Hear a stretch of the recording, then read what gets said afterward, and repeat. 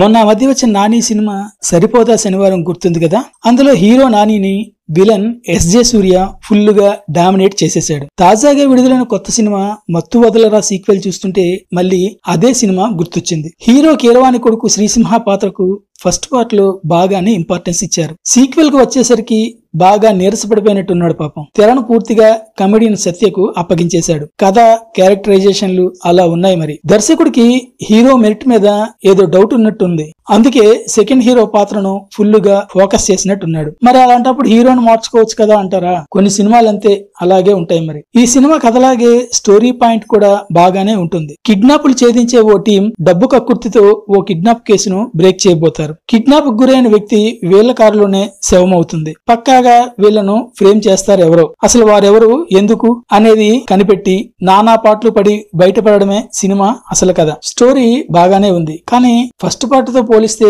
చూడకపోవడమే better. Telugu cinema comedy కదా, అస్సలు logic లో ఆలోచించకూడదు. పైగా మెగా సినిమాల రిఫరెన్స్లు కూడా అక్కడక్కడ కనిపిస్తాయి. ఫస్ట్ హాఫ్ లో పూర్తిగా కామెడీ ఫన్ మీదే దర్శకుడు ఆధారపడ్డాడు. సెకండ్ హాఫ్ కు వచ్చేసరికి కథకు న్యాయం చేయాలి కాబట్టి ఎలాగోలా క్లైమాక్స్ ని తీసుకొచ్చి మామా అనిపించేశాడు. శ్రీసింహను కమెడియన్ సత్య పూర్తిగా డామినేట్ చేసేశాడు. సినిమా మొత్తం తనే మోసాడు. మెరిట్, మంచి కామెడీ టైమింగ్ ఉన్న నటుడు కాబట్టి అలవోకగా అలా చేసుకుంటూ పోయాడంతే. హీరోయిన్ ఫరియా అబ్దుల్లా పర్లేదు, రోహిణ్ కూడా పర్లేదు, కానీ సునీల్ వంటి కామెడీ స్టార్ ను పెట్టుకున్నప్పుడు తనను వాడుకునే సీన్లు కూడా రాసుకోవాలి కదా. మూవీలో అది లోపించింది. వెన్నెల కిషోర్ పాత్రకు కూడా పెద్దగా ప్రయారిటీ ఇవ్వలేదు. సత్య కోసమే తీసిన సినిమా అన్నట్టుగా సాగింది ఈ మూవీ. పాపం శ్రీసింహ కక్కలేక మింగలేక ఉండిపోయాడు. నిజానికి ఇలా పాత్రను కూని చేస్తుంటే ఎందుకు అంగీకరించాడో తెలియదు. ఇది త్యాగం కాదు, నిర్లక్ష్యం. కాలభైరవ నేపథ్య సంగీతం పర్లేదు, పాటల్లో పసలేదు. ఓటీటీలో వస్తుంది కదా, అప్పుడు మత్తు వదలకుండా చూడొచ్చు.